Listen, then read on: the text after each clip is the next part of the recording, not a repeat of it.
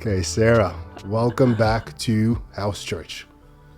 Here we go. Here we go. Are you ready for it? Yeah, absolutely. You were born to do this. Is this accurate? Like to sit and share and teach? Yes, I'm learning to own it. Yes, I would say yes. Why did you hesitate? I've struggled with that. We were talking earlier. I just feel like, why the calling that God's placed in my heart do I feel like I can't share that? It's just been something where I'm just stepping into owning it. Okay. Yeah.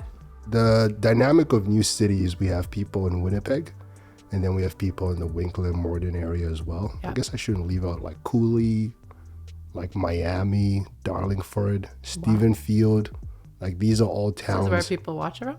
Yeah, these are people like that live in those areas. Yeah. That will come to our collective gatherings and meeting houses in Winkler and Morden, but they travel from different towns. There's like Nice. St. Joseph, which is like right by the border. Never heard of all these towns. That's awesome. Abby and Jonah live there. Gimli, Yeah. Charles and Gimli, Jody heard are of. from Gimli. Yeah. We're all over Manitoba. Yeah. That's awesome. And because of that, it can be hard sometimes to get to know everybody. Yeah.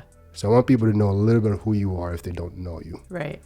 But let's go back to the beginning. Are you from Winnipeg? No. So Matt and I grew up in Swan River. It's like 5 hours north from here. Really? And, How old were you guys when you met?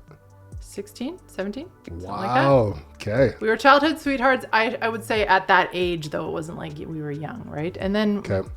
I would say I hated him for about 5 years. And then Why? we reconnected. We're not going into that story. Okay. We did not. He came here, whatever. We reconnected. So then now all his family's here. Okay. I have siblings here. It's like we kind of all just like, I still have parents in Swan River, but my parents are there. But Okay. yeah, so, And you do a lot of things. You wear many hats. yeah. Fill us in. What are some of the hats you wear? I mean, I think motherhood is a big one, but we're going to be empty nesters. Oh my word. Are you really? Our daughter's graduating, so she's graduating, she's 17, and then Okay. our son is 15. So like we're going to be empty nesters in not that long. I've been a fitness coach here locally for 13 years. Wow. Stepping into the speaking world, the mentorship world. Mm-hmm. I don't know. I've done all the things in between. Starbucks. I was a barista. I didn't know that. Ran a home daycare for a while. What? Yeah. I've done some Really? things in between stages of life. Yeah. I've never attended like one of your classes or your workout sessions, but I know quite a few people who have. Yeah. And Yeah. from what they describe, this is like basic army training. Is this No. no? Like, Poor you are Joanna, ruthless, though. I no? know if she's listening. I know she came to one of my boot camps. Poor Joanna. I feel so bad. She never came back. No, that was an outdoor up that we did the Kimberly Hill, which is behind Concordia, kind of. Just the hill itself. I don't even have to get you to do extra things. Just climb that hill up and down a few times. You're gonna be. Yeah, she came Okay. to that hill. She climbed the hill. No, they're not that bad. Really? No. But like you push people, like in a healthy, good way. In a but good you, way. Yeah, you definitely like push people to be like, Yes. yo, You're stronger than you know. That would be Yeah. something. yeah. Yeah. Did you know that Pastor Tony is organizing a 10K run? Did you hear about Wow. this? No. Okay, so it's a very informal thing. Yeah. It's going to be in Niverville Yeah. on July 1st. Okay. And it's open to anyone to attend, but it's just like a whole bunch of people that are going to do, well, actually, I think it's more of a 5K thing for most people. Yeah. And then if anyone wants to do 10K, then they can do that. So you going to join? I hate running. Really? I hate it. Really? No, I've done marathons. I hated every freaking second of it. I will not. Wow, so do you've that. done like full marathons? I've done full and half. I mean, maybe I'll come do the 5K. I could 5K, do yeah. that. Yeah? Yeah, I could do that.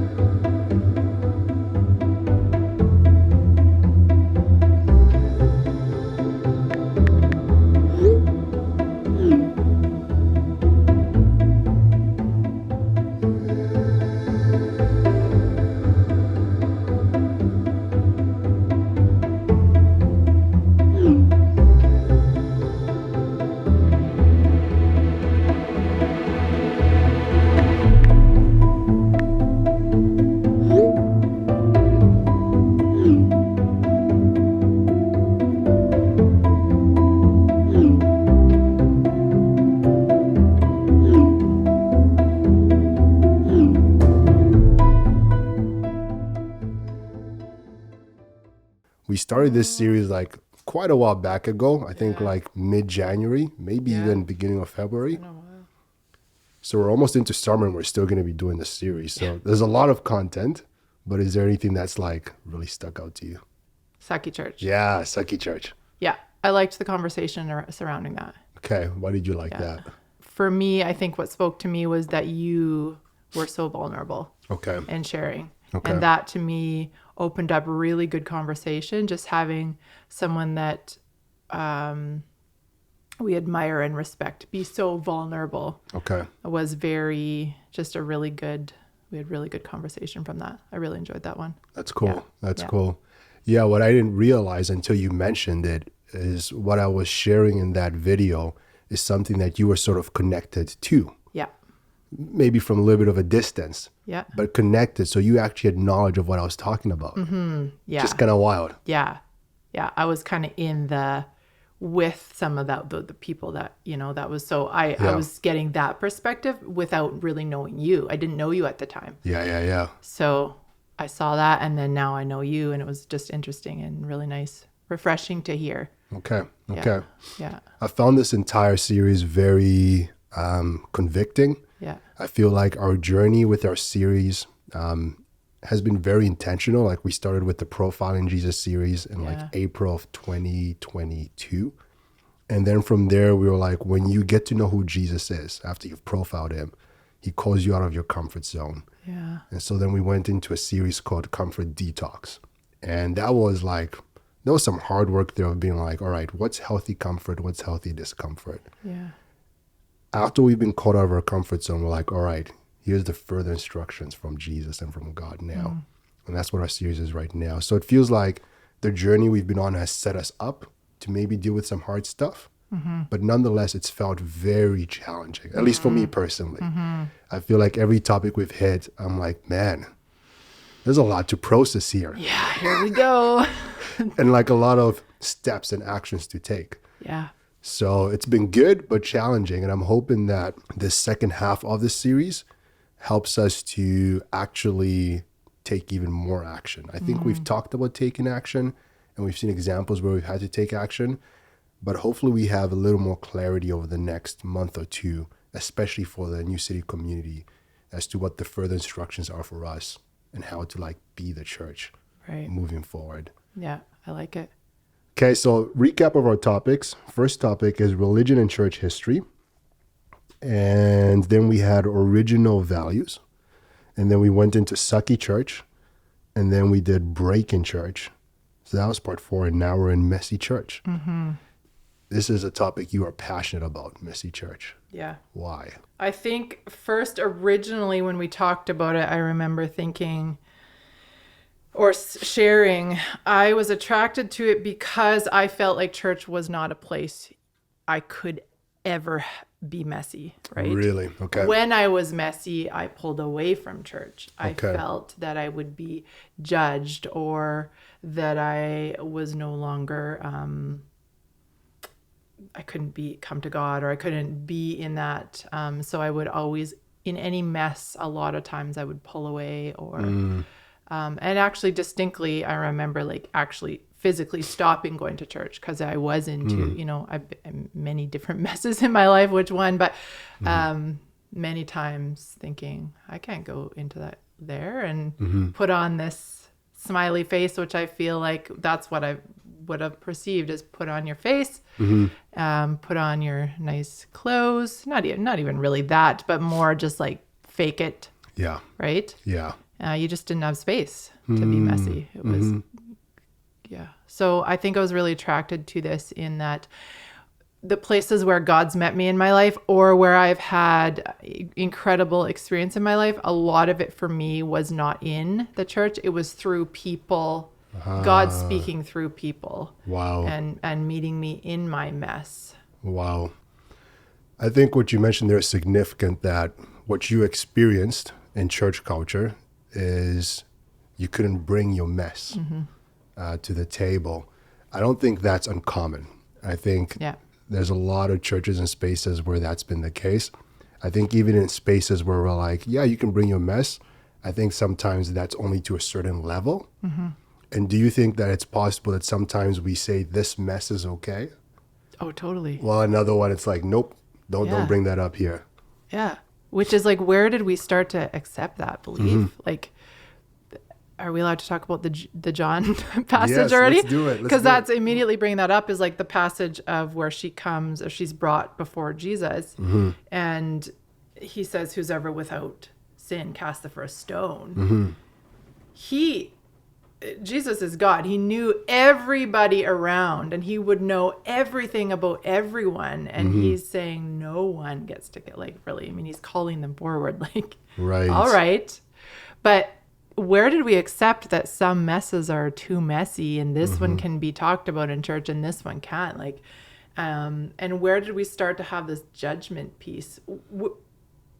Or was there a judgment piece? I don't know. I mean, I guess that's depending on someone's experience of church. Right. If they've would say that there is judgment Right. or not in church. But I mean, I think in the North American version of church, there was a period of time, well, this has been my perception, where Christians were viewed as the people that think they have it all together. But then we have all these things that we're doing or portraying that people are like, we can all see that. Right. And it doesn't actually match up with who Jesus is. No. But we kind of say, yeah, but that mess we're just going to put off to the side. Yeah. We're just going to show you this version of ourselves, which is not really true. Have you experienced that? Because I think that's a part of the judgment that people think they're going to experience in churches. If Yeah. I show up and actually go, no, actually, I'm struggling with anger and with bitterness, there won't be room because everybody else is going to just go, no, we're good. We're perfect. Yeah, it's almost, well, I think it's just people are not, or maybe we haven't been willing to put our facade down. Like that's just playing a facade, right? That's putting that mask on. Like, how long had you been a part of like church culture and church community before you were like, all right, I'm kind of done with this fakeness?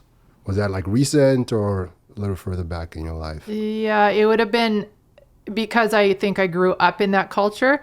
I very easily would have pushed the boundaries as a teenager already. So I was like, I'm out already as a teenager. Like, I'm not faking this. The one thing I didn't like was being hypocritical. I was like, I'm not going to be hypocritical. I'm going to live my life. I'm not going to play church, pretend, and do this. So I'm just going to not go to church anymore. So that's where I felt like I couldn't be my whatever self Gotcha. and go to church. It was Gotcha. like, for me, it was a line in the sand. I'm either going to live this life, not accepted in church, Right. or I don't live that life and I go to church. I didn't see that God pursues us right into Wow. the like I see it as light and then a distinct line into the darkness. And so it is what I had visualized, right? So I was Yeah. like, I'm leaving here. I'm going to go in here on purpose.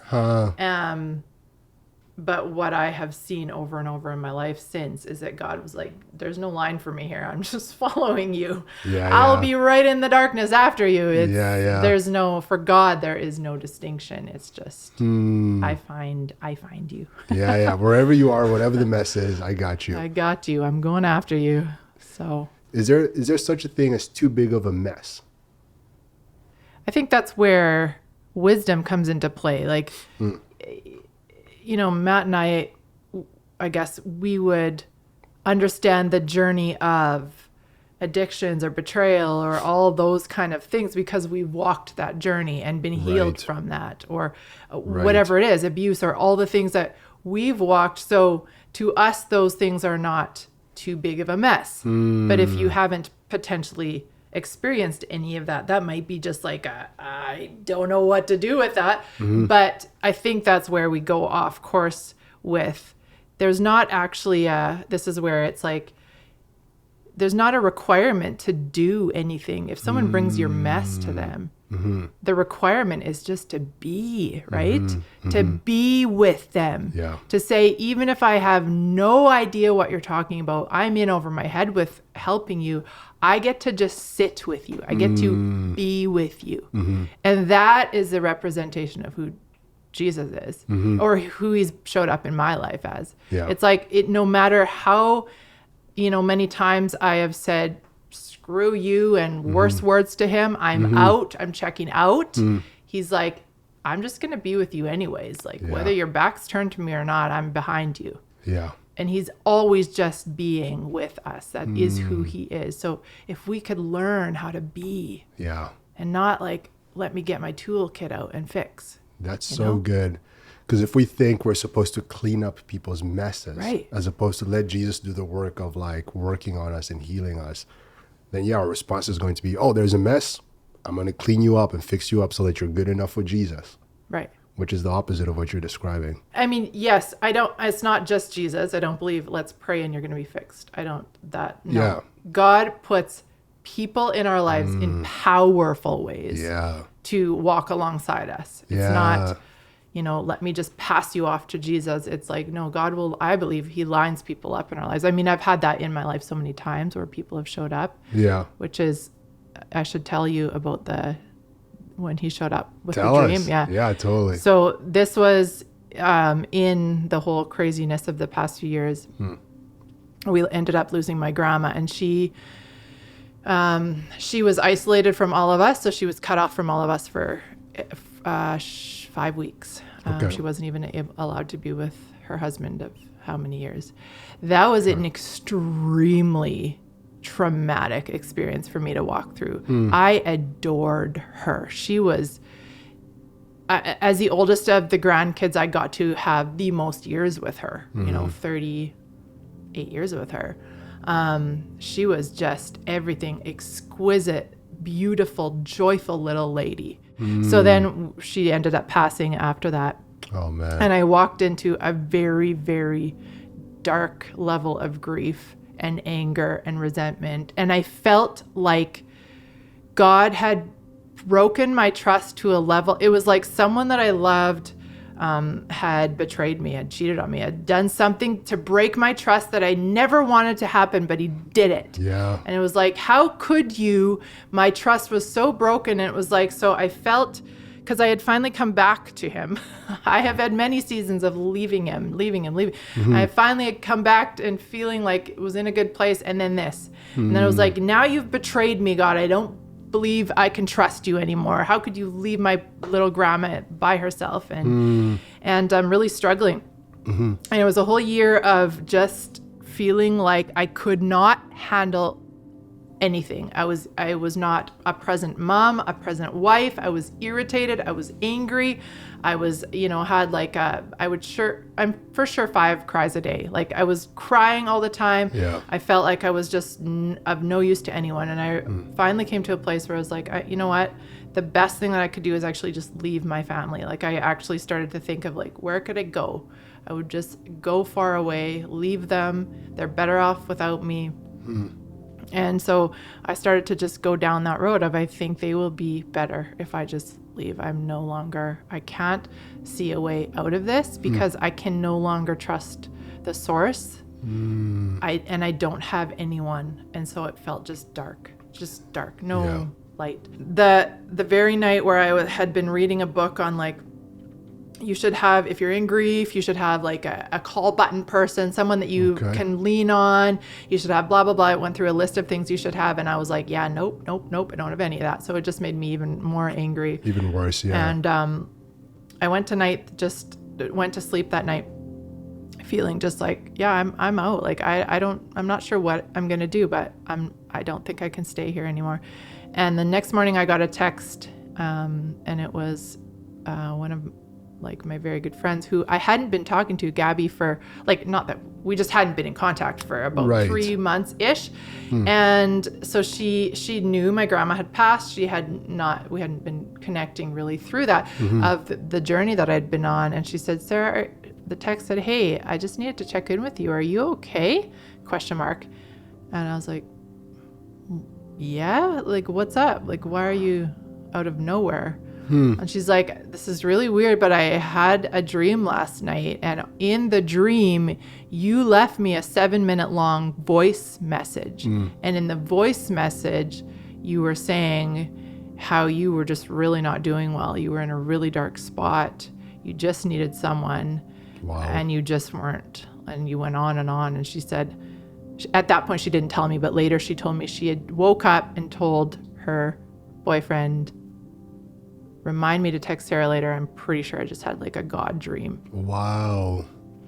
And so that was the moment for me where it was like, even though that didn't fix anything, I didn't all of a sudden have my trust back and stuff, Yeah. but it was like, okay, so even when I'm like, screw you, you're so far away from me, he's like, that's okay. I'm going to tell someone that, and especially for her, because there was a moment in Gabby's life where God allowed me to be that for her. So it was this beautiful full circle moment of, wow, he went to her. And a few years prior, I got to be that for her in her dark Right. hour. Right. And then he spoke to her and said, now Sarah needs you, Gabby. And he spoke to her and came after me. And it was like, Wow. he is just so, there's just nothing that he won't do Yeah. to show up for us, Yeah. That's really wild. Yeah. So how did you eventually get to a spot where you felt like, okay, because you're part of a church community. Mm-hmm. How did you get to a place where like, all right, I think I can engage with church and I feel comfortable enough to bring my mess here and encourage others to bring their mess here as well? How did that eventually come about? I think as I've walked the different journeys of healing, and yeah, there is a level of maturity or walking through so many different things of pain or roads of just complete disaster and mess, that I came to a place of, wow, like if I don't speak up about my messes, then there's someone else out there that is thinking she or he is also alone, how I felt. So I'm just no longer willing to be silent about the mess. Yeah. So whether the church wants to be or not, it doesn't matter to me. I am not, I get to be, Yeah. and I get to speak my mess, whether, the church as a whole would do that or not. And so Yeah. hopefully when I speak, that ripples to someone else thinking, oh, I can speak too. Right. And that ripples to, I can speak too. And all of Yeah. a sudden we're all saying, thank you. We're all a mess. Let's 100%. stop pretending. Yeah. Like Yeah. No one's excluded. no one. Yeah. Yeah. All of us are. And there's no mess that's too big. Addictions, pornography, sex. I don't care what it is. Yeah. There is no mess that's too big. Yeah. Yeah. That's really good. Okay. Let's get people to explore that in their house churches. I think it'd be awesome if people looked at, or if we looked at, how Jesus responds to people's mess. Because I think what's so good about this is we're following Jesus' model and example. I love the story you shared of how God was chasing after you, even when you felt like, I don't want to talk to him right now, I don't trust him anymore. God was still pursuing you and finding you wherever you were at. Jesus modeled this really well. So I think it'd be awesome if you look at how he did that. Let's maybe look at the story in John 8. The one that we touched on, how this woman was caught in the act of adultery, and she's thrown before Jesus, and Jesus responds and says, whoever has never sinned, you cast the first stone, because Jesus is aware of everybody's brokenness. And I think Jesus did this over and over again. He highlighted that, like, I see you through and through, and I'm here for you. I love you. Go and sin no more. Like, you can be a part of my world, a part of my kingdom. Let's dive into that, and then we'll go from there.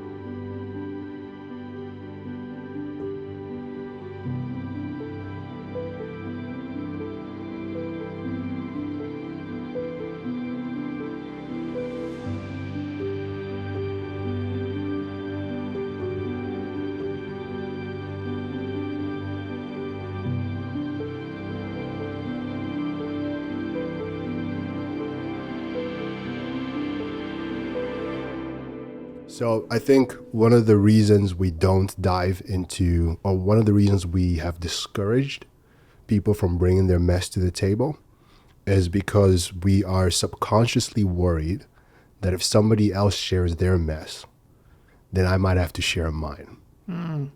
And so if we discourage people from sharing their mess, then I'm safe and protected. And the moment others do as well, then it's like, well, how about you? Right. Do you think that's accurate? Yes, for sure. Because that's the mask. That's the facade. So if you're not willing, and you know what? Sometimes you don't even know you're wearing the mask. Yeah. And so it's like, if you're confronted sometimes and you're not ready or willing, Yeah. that's a very, speaking of comfort zones, right? That's Yeah. a very uncomfortable place. And some people aren't willing to go there yet or don't want to. Right. That is a heart posture that, you know, everyone, that's their own journey to go through, to be coming to a place of, okay, I'm going to talk about my mess. And regardless of how it's perceived, this is the best thing to do for myself, is bring it to the light. And Right. you can't push that on anyone. But I mean, if there's anything I've learned, it's that, man, the freedom that you get on the other side is, you know. And if what we're talking about here is what church could look like what the further instructions are, Yeah. I think if we were to sum up the further instruction for this specific topic, it's make room for the mess. Yeah. Right? That would be the instruction, is make room for the mess. What are the values that we create if we actually share each other's mess? Intimacy. Yes. We create a space and we create room for relationships that have intimacy. Intimacy, I've heard said, is into me, you see. And if we can create that where people feel like they can breathe easier because first of all, they're being seen, known, loved, but also that they're seeing others. Yeah. Now we can all actually have some real relationships happening because we're all walking through stuff. And I find it refreshing to hear the pastors and everybody to be able, maybe there was that where we felt it was untouchable before, and now we're just all here being real. Yeah. And it's like, yes, like I can't see any negative, Yeah. any negative to creating a culture of intimacy and vulnerability. Yeah. Because I reflect on just our story with God and Jesus. God creates the world. He creates Adam and Eve. We mess things up. Humans mess things up. And the entire Old Testament is look at the mess, right? God is present. God is doing things, but it's like, we are broken people. And eventually Jesus comes around. He's like, all right, I'm going to step into this mess that you have created. I'm going to show you a way out, or provide a way out, or provide some hope now. And I think that's significant, right? That he provides a way, even though we created the mess. Yeah. He doesn't come and say, well, that's what you deserve. Yeah. He goes, no, true. I got you. I'll help you out. Totally. And I think we need to follow that example. Yeah. Exactly. He doesn't do that. It's not like, well, you created it, figure it out on your own now. Yeah. Right? It's like he consistently, endlessly, relentlessly, Yeah. continuously. Yeah. How many more of those can I go? Goes after Yeah. us. How can we extend that to each other and to ourselves? And to ourselves. To ourselves. Say more about that. That's a big one. Okay. That piece of guilt and shame that I know for me had carried for years, that kept me so locked up. I'm ashamed of who I was, ashamed of what I had done, ashamed of my failures, guilt. Yeah. How do we take his example and use that towards ourselves as well? Right. Sometimes that's the hardest one. That's got to be the hardest. Yeah. How do you let yourself off the hook? Not off the hook, but in a place of how much did God pursue? How much does he extend that you're worthy? You are, I'm here. I come into your mess to be there for you. So it's almost, when we hold ourselves in guilt and shame, it's almost, if you go really deep, that's actually a very selfish thing to do, to say, no, God, you're not big enough for this. Like this one, I'm holding myself I'm going to keep that guilt towards myself. You know, it's like, Right. I wonder how we could equip people to practice being vulnerable. I think if I'm sitting in house church right now and I'm thinking, all right, cool, I'm ready for messy church. Let's do messy church. But I'm a little scared. I'm a little afraid. What are some guides? Because I think if we just throw this out there and go, all right, share a mess, people might be a little lost and confused. And maybe in house church, people can discuss some ways that they've practiced this. But let's touch on that real quick. What are some guidelines for how you can go about practicing being vulnerable? Like the first thing that comes to mind for me is like, start with people that you know are in your corner, right? Like if you're like, man, I'm not ready to share with an entire group of people. yeah. We don't want to pressurize people into something unhealthy. It's like, all right, find your person. It gets difficult if you feel like you don't have a person. Hopefully God brings someone to you like in your story. Yeah. But that would be one guideline is like, okay, start with someone you trust and you know is in your corner. What are some other guidelines that come to mind?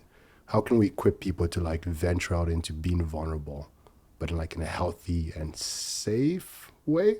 Yeah, I would agree. It's not like you now go just, here's all of everything to everyone. There's, especially if you're walking through a season, a really hard season right now, you're in the dark. When, let's say you get shot, there's a time, if they got the bullet out, there's a time where you actually do have to bandage it and care for it. So that to me would be, you are having the few safe people, maybe they, you know, have walked a similar journey, or a therapist or a mentor or your trusted friend, that it's a covered, safe spot for a while you heal.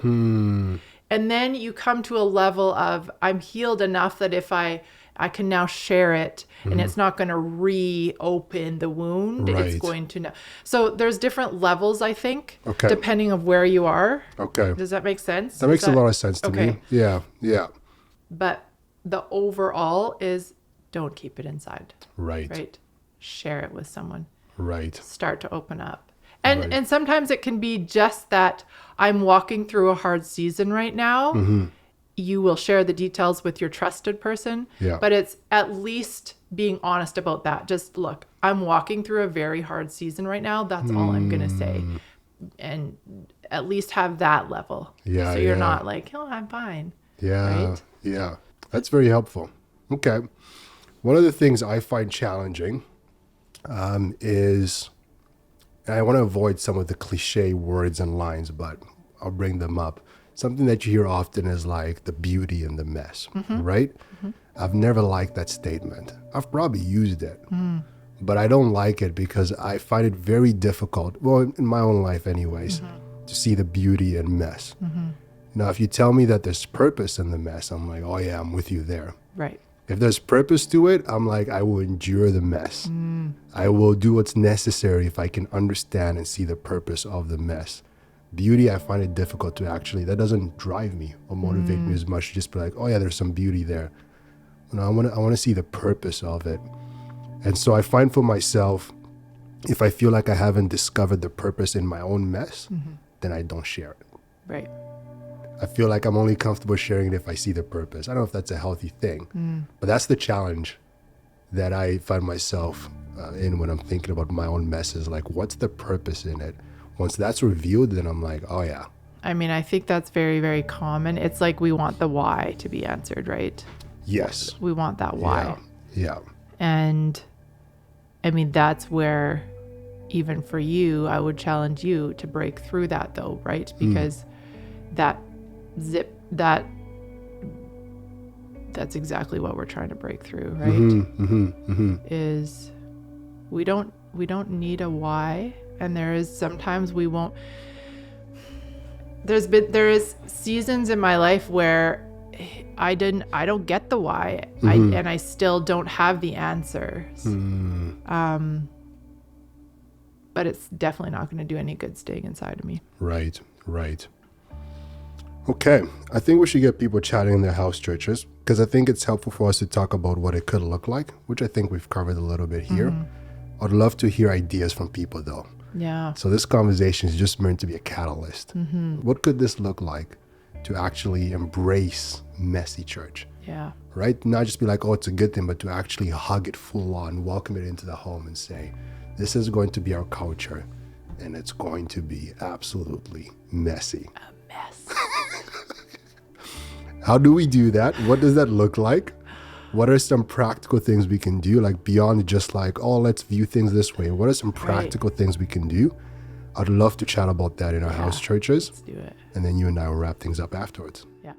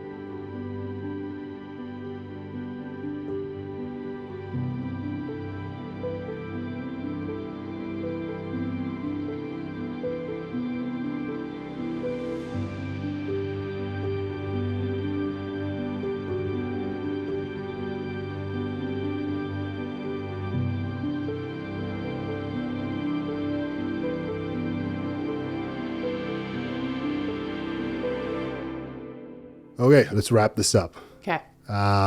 You are an extremely gifted person when it comes to speaking in public, but even just having conversation that brings out people's stories. You do a really good job at creating space for people to share their stories and their experiences and helping us understand what we're thinking through. And that's because you've put a lot of work in. And I think it shows in the way you're sharing the things that you're saying. You have a heart for people. That's something that I feel from you. And so I am extremely grateful that you said yes to this. I just want to even just say if Sarah's putting on an event, you got to go to this event. I think anybody that's been to your most recent event can attest to that like this is powerful stuff. Yeah. And I just really want to affirm the giftings that you have. At the beginning, we talked about how you were born and made for doing this. And I'm so glad you recognize it. And I'm so glad you're embracing it because it would be such a shame if we didn't have this. I feel like I personally would be missing out. I feel like our New City community would be missing out. And I think just like the church world in general, just people in general would be missing out a big deal if you didn't fully walk into your calling like you are right now. Yeah. So thank you so much. And how powerful if we all stepped into our callings, right? Right. Fully owned it. Right. No apologies. Just own your calling. Yeah. Whatever that is. Whatever right? that is. Yeah. Yeah. I'm going to get people to wrap things up in their house church to take time and pray. This could be a good time to even pray. Maybe if someone shared something in your house church, something difficult, if someone was vulnerable with something in their lives, this is a good time to pray about it. Yeah.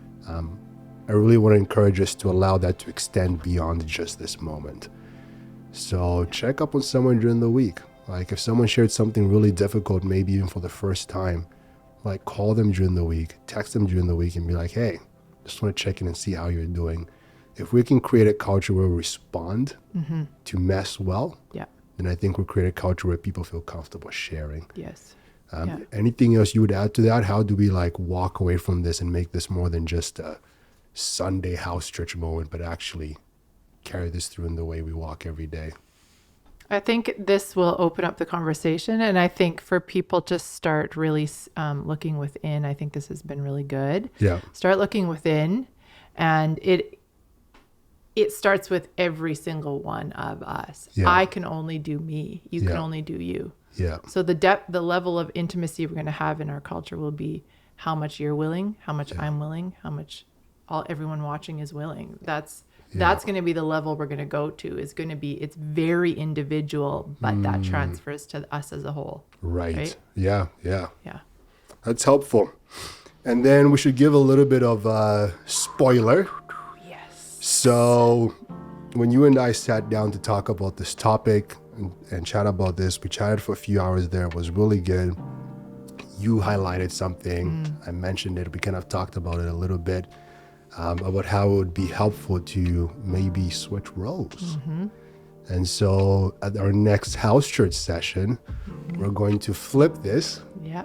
And you are going to take on the role of kind of facilitating and hosting and asking questions. And you will be interviewing myself. So this is what's Everybody's texting right now. Oh my gosh. You guys got to watch next Sunday. Well, it's going to be interesting. I don't know what more to say about that. Tune in. Tune in. That's what's coming next week. So not next week, 2 weeks from now. We're still doing Messy Church. We're flipping roles here. And that's all I should say for now. Yep. Let's make sure we hear from the kids. Make sure your kids come up. Let's see what they've been learning. Take time to pray with each other. And see you next time. Okay. Awesome.